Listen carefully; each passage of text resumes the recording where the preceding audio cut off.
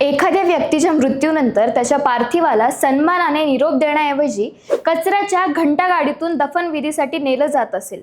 धक्कादायक आहे ना? अमळनेर शहरातील ग्रामीण रुग्णालयात असा संतापजनक प्रकार समोर आला आहे. बेवारस मृतदेह दफनविधीसाठी स्वतंत्र शववाहिका वापरण्याऐवजी थेट कचरा वाहून नेणाऱ्या घंटागाडीतून नेण्यात आला. नियमानुसार बेवारस मृतदेहाच्या विल्हेवाटीसाठी स्वतंत्र वाहनाची व्यवस्था करणे ठेकेदारासाठी बंधनकारक आहे.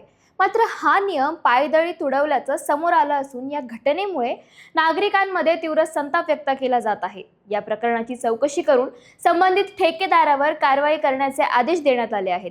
एकीकडे शहराच्या विकासाच्या मोठ्या घोषणा केल्या जात असताना दुसरीकडेच मृतदेहाच्या अंतिम प्रवासाची ही दुरावस्था प्रशासनाच्या कारभाराचे वाभाडे काढणारी आहे.